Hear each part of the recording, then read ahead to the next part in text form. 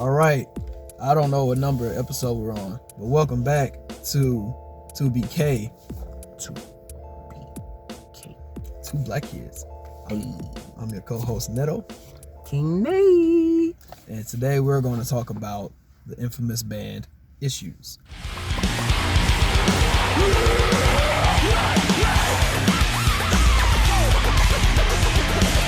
So this band is, I'm torn because I don't necessarily want to say is anymore. I want to say was.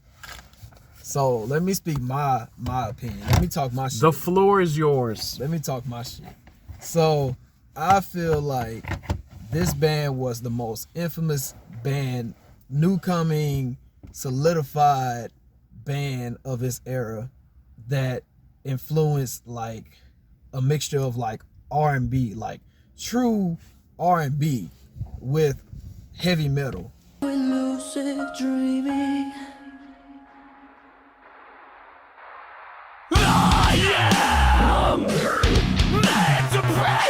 And like the reason why I say was is because the band didn't necessarily break up, but they decided to move on without their lead vocalist. And I'm bad with names, so you gotta help me out. So Whenever you're ready to tag me in, I'll give them historical context. okay, I got you. And so because they got rid of him, they changed their sound of music.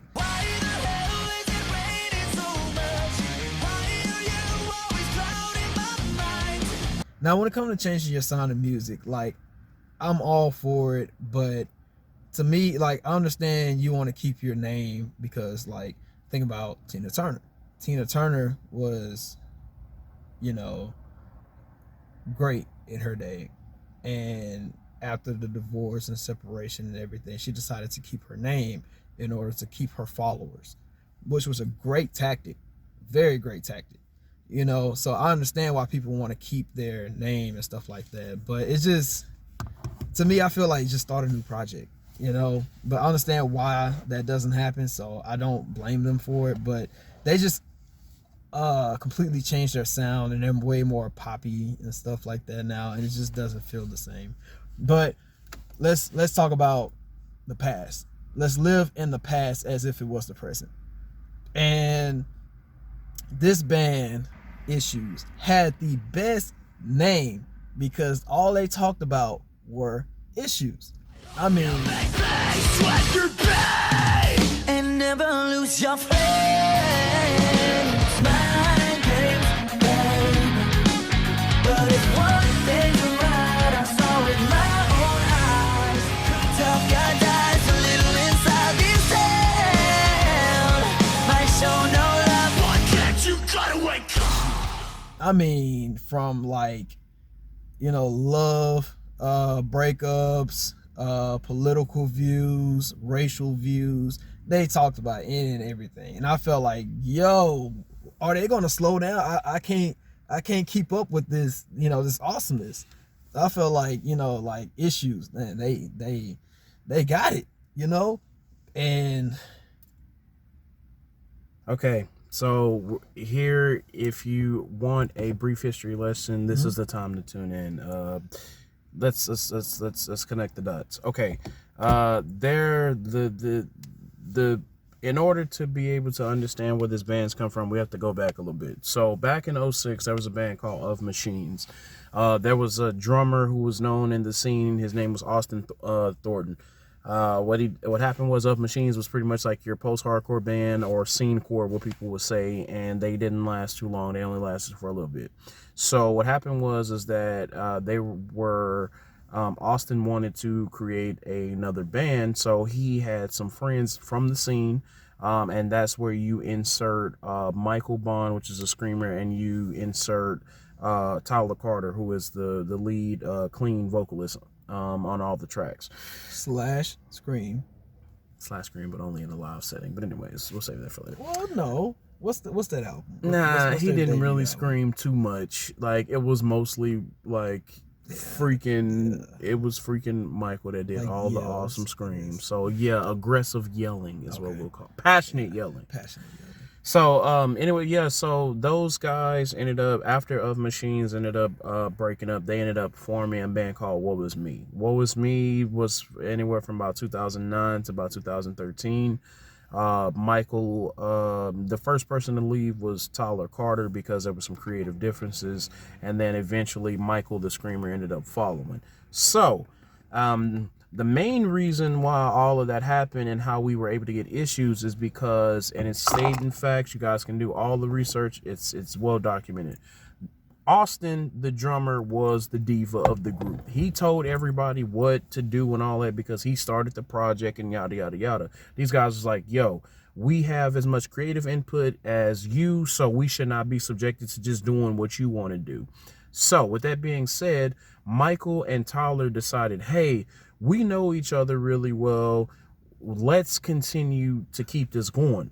And so that's where Issues was born. Issues was born post Woe Is Me, and they were able to get a couple of their other buddies, and they started to, their first debut project that I remember was the Diamonds EP, Diamond, right? Yeah, Diamond EP. So that whole Diamond EP was a mix of rock, post-hardcore, And a little bit of gent. and hip-hop. Yeah. So DJ Scout. it was, shout out to DJ Scout, you the realest, you know what I'm saying? It was something that we had never heard before. It also had, like I said, elements of pop in there, as far as It had Snow, the product. Well, I've been thinking about the shit that you putting me through. I'm thinking that I'ma go with someone else, and I'm feeling like Like a coward in the dark, and I was counting flowers for the bottles on the lobby night. yeah, What song was that? her monologue. Her monologue. Yeah. So I didn't really care much for like the long 2-minute silence that they had between the end of her monologue that led up to like the rap and R&B what do you call that? Outro. There's a long ass silence, I ain't gonna lie. I was sitting there for 2 minutes just driving. But then I was like, yo, this go hard, you know? And so And for those who don't know what he said earlier, Gen is just another like word for synonymous with progressive metal. So yeah, progressive metal. Yeah, which that's a whole nother topic we can talk about. You know, some what do we call it? Dropping gems. Hashtag dropping gems. So yeah, we got some gems we can drop on y'all. You know, if y'all really want it. So if you want to, you know, leave some comments. We'll leave some good music to listen to. Years of experience in music and real music that y'all can listen to. So back on Black Diamonds. Yeah, that was like I can't even go back and listen to it because it just doesn't sound the same when I first listened to it. It was just such an amazing project, and that's when I actually started learning to find my excels. You know, like I started singing and screaming to their songs to find my excels. the reason why I love that first project is, like I said, it was just a big, massive. It was just like a big, massive combination of pop, R&B, gent / progressive metal, and hip hop all in one project. Like, how could you do this with like such a short amount of time? And so these guys have always been keeping that type of energy like in all of their projects until recently. And I know the reason for that, but I'm gonna let him kind of, you know, chime in, because we got some serious issues now. Well, I have some serious issues with Issues and the direction that they're currently going in. So, oh yeah, you do agree with me on that, huh? I didn't think you agreed. 1,000%. Oh, okay. I didn't think you agreed with me. So, no, 1,000%. Okay, cool. So, all right. So let's get into the, you know, their albums. So there was Black Diamond. There was the EP. They knew what the fuck they were doing.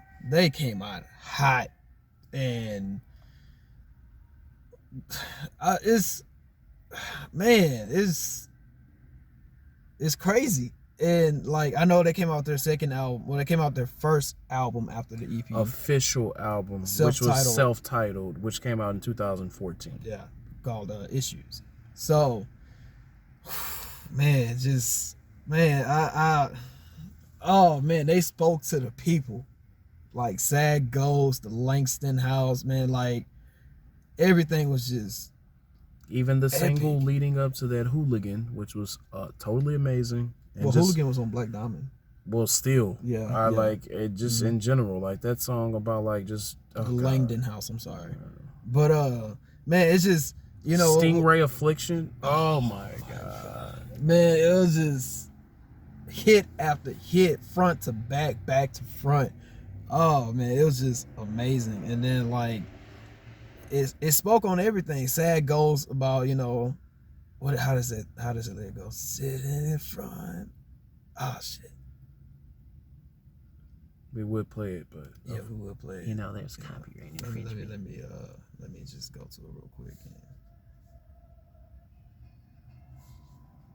so I can listen to the lyrics.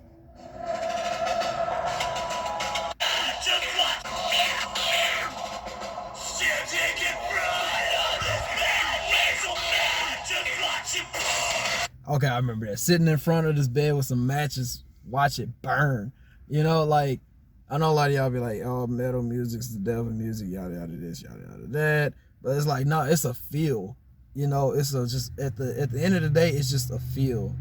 And it's just pure energy, you know, and it will bring hype into your world and eliminate any negative space that you have filling your brain, you know, and so Just- since just- we're just on the love term it. of them, what's some of your? We're gonna do a top 5 issue song, or if you don't want to put any pressure, just 2 or 3 that come to your head right now from Well, the catalog that to- stands out to you. because it's kind of hard to put a top on it, because like when it comes to the issue, because they came out with another album called what was the name of that, Headspace, in 2016. So I'm stopping right there, and we're going to tell you why. So though the EP and the 2 albums, and then stop. So when it comes to Headspace, my favorite songs was The Realist and Coma. And I like Coma because of like, You're gonna throw Blue Wall in there too, right? oh fuck yeah, you know, like I We like, got a story about that. yeah, I like Coma because of the chorus is very catchy and it just keeps you just coming back. Easy to understand. It's just a great vibe. I love The Realist because the bassist is black. And he has his own solo in that song. And it's just amazing. Especially when he performs it live, it's dope. And I absolutely love Blue Wall because Blue Wall is the song for the people. We've been having a lot of, to this day, like since the end of Jim Crow laws, even before then till now, we still have issues with police killing minorities. Well, which we're not minorities anymore, you know, but like not to jump on a political topic, but like it's just an issue. A lot of cops are very great. A lot of people are very great, and at the same time, a lot of us cops and civilians are being killed for no reason.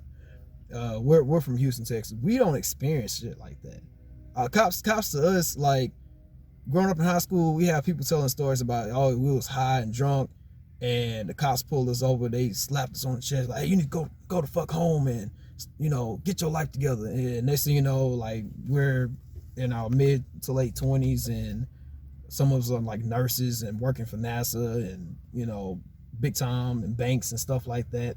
Like, we're doing great for ourselves. Like, cops out here, we don't experience stuff like that. But when that song came out, we understood why that song came out.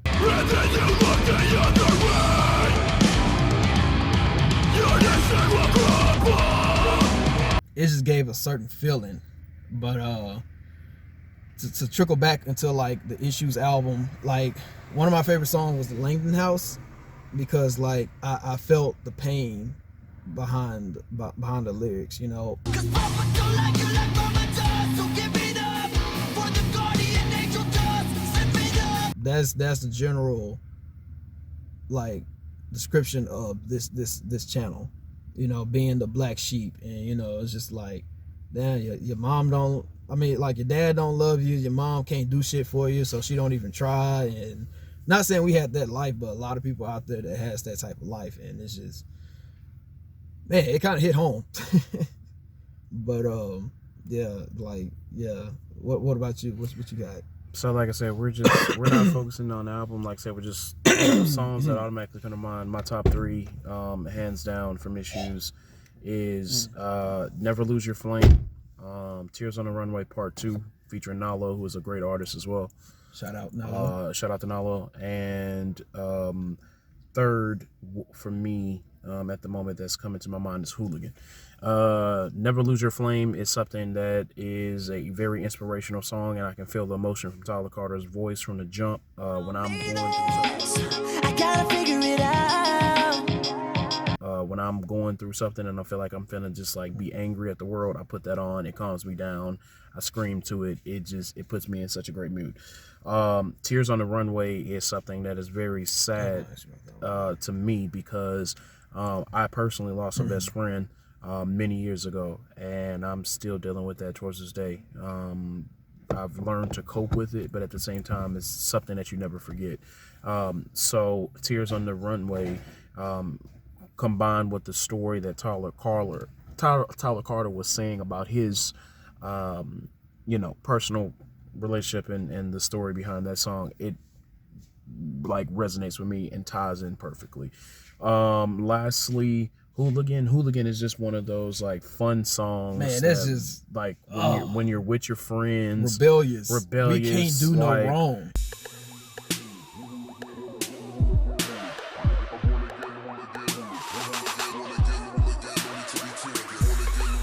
You know, like there were times like where like I would go to like the skate park with like some of my homies, and just like, even if I wasn't skating, just to chill and to be in that atmosphere was really good.